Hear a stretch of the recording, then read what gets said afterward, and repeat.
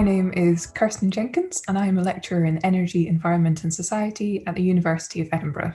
I work within the Science, Technology and Innovation Studies group, which is part of the School of Social and Political Sciences.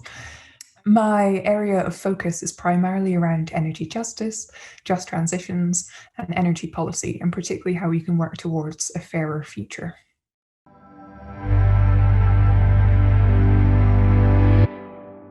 So climate change matters to me because I've been part of a generation that's grown up with it. It's been there all of my life and I've known about its importance and its imperative, but also I can increasingly see that we need to make more rapid progress. And in that, I am particularly mindful of there being both winners and losers. And I, through my work, pay particular attention to the unequal impact of climate change and the potential inequality, not necessarily of climate change itself, but even of some of our potential solutions.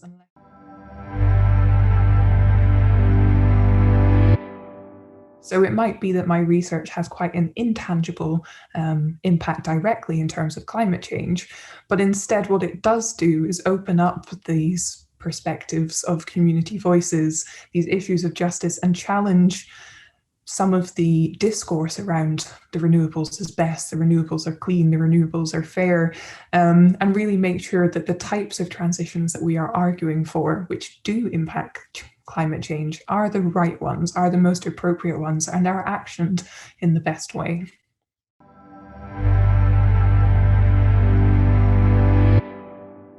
I think Scotland's contribution to the area of energy policy is enormous, and the energy transition.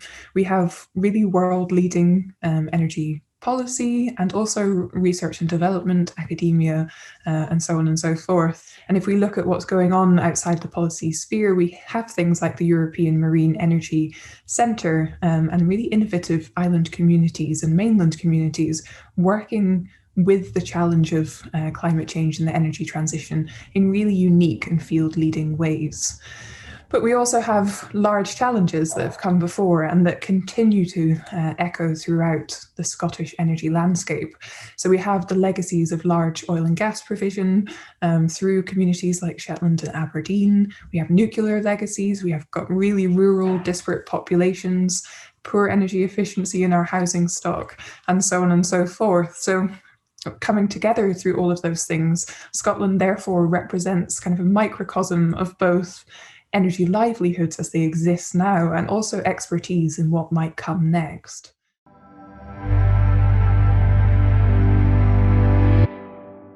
I think the three that probably come to mind is first around the technological side of energy systems. You know, what might come online next, the role of hydrogen in a net zero and low carbon transition, for example. And my second gap would probably then be around the impact of the new trajectories.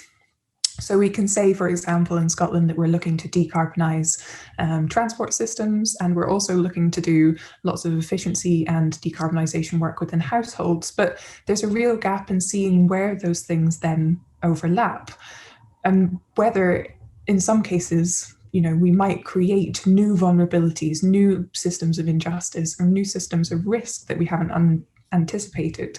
And I think one of the biggest gaps that isn't discussed enough is probably around not only moving our technological systems, moving our social systems, but really tackling the notion that we have to live with less. And it's an uncomfortable conversation, but it's a necessary one. And I think we need more evidence around the role of that demand reduction.